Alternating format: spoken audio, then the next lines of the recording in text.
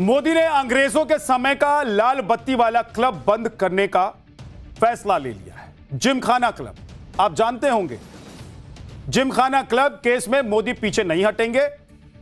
Club culture का ये जो स्पेशल चैप्टर है आज आपको दिखाने वाला। दिल्ली के बीचों बीच लुटियंस के इलाके में 27.3 एकड़ पर बना हुआ है ये दिल्ली जिमखाना क्लब, इसका नाम है, बहुत फेमस है। कभी आप दिल्ली आए होंगे और नहीं भी आए होंगे तो आपने सुना होगा इस क्लब के बारे में, जो कि ब्रिटिश राज में अंग्रेज अफसरों के शौक पूरे करने के लिए बनाया गया था। लेकिन आजादी के बाद इसे सत्ता और रसूखदार लोगों का पावर सेंटर कहा जाने लगा। आपको जानकर हैरानी होगी कि इस क्लब का मेंबर बनने के लिए 30 से 40 साल की लंबी वेटिंग चलती है। 30 से 40 साल की वेटिंग चलती है। दावा तो यह है कि इस क्लब में सदस्यता के लिए एलीट घर में बच्चों के जन्म के साथ मेंबरशिप अप्लाई करने पर 30 साल बाद नंबर आता है। और इस क्लब का मेंबर बनने के लिए सिर्फ पैसा नहीं, बल्कि आपका सरनेम, नेटवर्क और सोशल सर्कल भी देखा जाता है। बहुत से लोग मजाक में कहते हैं कि आईएएस बनना आसान है, लेकिन दिल्ली जिमखाना क्लब का मेंबर बनना मुश्किल है। अब सवाल यह है कि जब यह क्लब इतना अहम है तो केंद्र सरकार इसे खाली क्यों करवाना चाहती है। आज क्लब के लोग केंद्र सरकार के आदेश के खिलाफ दिल्ली हाईकोर्ट पहुंचे, लेकिन वहां पर भी कोई बड़ी राहत उन्हें नहीं मिली। दिल्ली जिमखाना क्लब को लेकर सरकार की तरफ से दो दलीलें दी गई हैं। पहली, प्रधानमंत्री निवास और आसपास के इलाके में मौजूद रक्षा संस्थानों की सुरक्षा, और दूसरी, इस क्लब के रिकॉर्ड्स में गड़बड़ी के गंभीर आरोप। इसके बारे में आगे आपको बताने वाला हूं, लेकिन उससे पहले क्लब खाली करने का पूरा विवाद समझिए। 22 मई को केंद्र सरकार की तरफ से दिल्ली जिमखाना क्लब को एक नोटिस मिला। इस नोटिस में 5 जून तक क्लब कैंपस को खाली करने का आदेश लिखा हुआ था। इस नोटिस को आवास और शहरी कार्य मंत्रालय की तरफ से आने वाला LNDO यानी कि लैंड एंड डेवलपमेंट ऑफिस की तरफ से भेजा गया। इसके मुताबिक यह जमीन मूल रूप से तत्कालीन imperial Delhi Gymkhana club limited को सामाजिक और खेल क्लब चलाने के लिए लीज पर दी गई।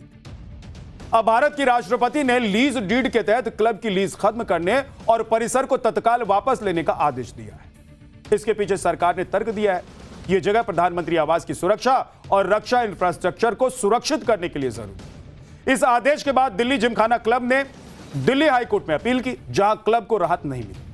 हालांकि हाईकोर्ट ने केंद्र सरकार के इस पर जवाब मांगा है। आज सुनवाई के दौरान केंद्र सरकार की तरफ से कहा गया कि 5 जून को क्लब की जमीन का जबरन कब्जा नहीं लेगी। हम लोग अपनी कॉलोनियल लेगेसी को हटाकर, इंपीरियल लेगेसी को हटाकर वहां पर आत्मनिर्भर भारत के आइकॉन्स को स्थापित कर रहे हैं। अब तो पुरानी पार्लियामेंट के बदले नई पार्लियामेंट बिल्डिंग भी बन चुकी है। हाँ, कुछ लोग ऐसे हैं जो यहाँ के मेंबर्स हैं, एलीट लोग हैं, जिनको बड़ी परेशानी हो रही है, पर यह बहुत बड़ा सर्जिकल स्ट्राइक है वीवीआईपी मानसिकता और एलिटिज्म पर।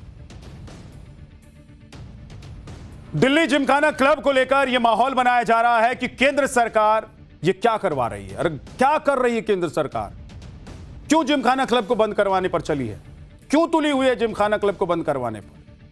केंद्र इतनी जल्दी में क्यों है? वगैरह वगैरह तमाम बातें की जा रही। दरअसल हुआ यह है कि क्लब को नोटिस 22 मई को दिया गया था, जिसमें 5 जून तक का समय दिया गया है। और इस हिसाब से देखें तो दिल्ली जिमखाना के पास करीब 14 दिन का समय है। 14 दिन का समय होने के बावजूद यह माहौल बनाया जा रहा है कि सब कुछ बहुत जल्दबाजी। 14 दिन का समय है ना जी, खाली कर दें। 14 दिन कम होता है, आधा महीना होता है। जिसकी जमीन है उसको सौंप दीजिए, लीज खत्म। लेकिन इस क्लब की 2016 से लेकर 2020 के दौरान कई जांच भी हुई है, जिसमें कई हैरान करने वाले खुलासे भी हुए। साल 2016 में दिल्ली जिमखाना क्लब के कुछ मेंबर्स की शिकायत पर MCA यानी कि मिनिस्ट्री ऑफ कॉर्पोरेट अफेयर ने जांच शुरू की। और दरअसल दिल्ली जिमखाना क्लब लिमिटेड एक गैर लाभकारी कंपनी के रूप में रजिस्टर्ड है। इसलिए कॉर्पोरेट अफेयर्स मंत्रालय की टीम ने क्लब के 2011 से लेकर 2019 तक के कई साल के रिकॉर्ड्स की जांच की। इसमें क्लब के पब्लिक डिपॉजिट में 50 करोड़ रुपए की वित्तीय गड़बड़ी के आरोप लगाए। इसके अलावा क्लब के निर्देशकों पर अवैध नियुक्तियों को लेकर करप्शन के आरोप भी लगाए। मार्च 2020 में सप्लीमेंट्री इंस्पेक्शन रिपोर्ट में मेंबरशिप फीस और काउंटिंग को लेकर गड़बड़ी के आरोप लगाए। इसके अलावा क्लब के अंदर निर्माण को लेकर कानूनी आदेशों के पालन न करने जैसे आरोप भी शामिल हैं। अप्रैल 2020 में MCA ने एनसीएलटी में एक याचिका दायर की थी जिसमें क्लब की मैनेजमेंट हटाने और सरकारी नियंत्रण की मांग की गई। एनसीएलटी की सुनवाई के दौरान केंद्र सरकार ने क्लब पर आरोप लगाया कि वो अपने मूल उद्देश्य से भटक गया। सरकार की तरफ से कहा गया कि क्लब की गतिविधियां व्यायामशाला से मधुशाला में तब्दील होगी और दिक्कत सिर्फ शायद मधुशाला से भी नहीं है, लेकिन यह जगह अब पीएम हाउस की सुरक्षा इंतजाम के लिए चाहिए तो दीजिए। इसमें इफ एंड बट नहीं चलेगा। और इसमें इफ एंड बट की जरूरत भी क्या है? क्लब के मैक्सिमम सदस्य बड़े बड़े करोड़पति घरों से आते हैं, तो जमीन लेकर कहीं भी क्लब बना सकते हैं। दिल्ली के बीचों बीच ही ऐसा क्लब क्यों चाहिए इनको, वो भी मामूली रेंट पर, सरकारी खजाने को चूना लगाकर। इस बारे में कांग्रेस के नेताओं को एक बार सुन लीजिए कि वो क्या कह रहे हैं। अच्छा है यार, ये तो एलीट क्लास के लोग हैं, इनके बारे में मुझे गरीब आदमियों की बात करिए मुझसे। ये एलीट क्लास के लोग हैं, इनसे क्या होना है? जिमखाना से क्या हो रहा है? जिमखाना में क्या है? जिमखाना भाई, ये एलीट क्लास लोगों के चोचले हैं, इसके अलावा कुछ है इसके अंदर? देखिए, ये भी दुर्भाग्यपूर्ण है कि आप एक कितनी पुरानी क्लब है और उसमें बहुत इम्पोर्टेंट लोग मेंबर्स हैं, लेकिन जिमखाना क्लब को ख़त्म करने के लिए तो अकेला यही काफ़ी है कि जिमखाना क्लब ने राहुल गांधी को अपना मेंबर बना लिया है। जिमखाना क्लब की कमेटी का इससे बड़ा दोष भला और क्या हो सकता है कि वो राहुल गांधी को उसका मेंबर बना ले और प्रधानमंत्री के करीबी लोगों को मेंबर ना बनाए। दिल्ली जिमखाना क्लब की कमाई भी है भाई। आपको इस क्लब की कमाई और किराए के बारे में बताता हूं, जिसे सुनकर आपका दिमाग हिल जाएगा। 1928 से 2023 तक करीब 95 वर्षों तक इस क्लब का किराया मात्र 409 रुपए 50 पैसे सालाना बताया गया। मात्र 409 रुपए 50 पैसे, जबकि लुटियंस दिल्ली के इलाके में 27 एकड़ की जमीन का बाजार रेट कम से कम 1000 करोड़ रुपए। दिसंबर 2023 में केंद्र सरकार के LNDO विभाग यानी कि लैंड एंड डेवलपमेंट ऑफिस ने यह किराया बढ़ाकर करीब 4 करोड़ सालाना कर दिया। इस किराए को 2018 से लागू किया गया, लेकिन क्लब ने यह बढ़ा हुआ किराया नहीं दिया। नहीं देंगे, जाओ जो करना कर लो। और अब तक क्लब पर जो बकाया किराया है वो 47 करोड़ 58 लाख रुपए हो चुका है।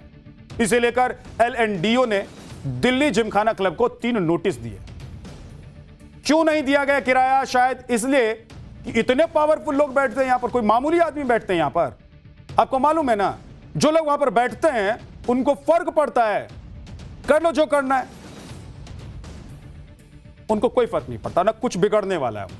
ये मेंटेलिटी वाले लोग वहां पर बैठते हैं। सिस्टम में बैठे सो कॉल्ड जो क्रीमी लेयर है, ऐसे लोग।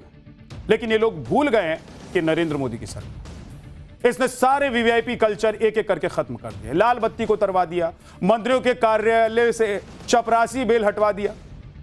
सोचिए कि पहले बेल बजाकर अपने अर्दली को बुलाने की एक परंपरा थी। आपको याद होगा, कभी सरकारी ऑफिस में गए होंगे तो ऐसे मारते थे ना जोर से, इतने में आ जाता था अर्दली, फिर कहते थे जाओ चाय लेकर आओ, जरा ये काम करो वो काम करो। हटवा दिया मोदी ने, बोले ये सब नहीं चलेगा। मोदी सरकार ने ये सब बंद कर दिया, क्योंकि ये समाज के उस 4th ग्रेड या कहें कि आखिरी पायदान पर खड़े इंसान के सम्मान से सीधा जुड़ा हुआ मामला। कोई अर्दली है तो क्या उसका सम्मान नहीं होता है? सबका सम्मान है। आपको बुलाना है, ऑफिस का काम है तो नाम लेकर बुलाइए, बोलिए फलाना आओ अंदर, घंटी बजाइए। गजब था।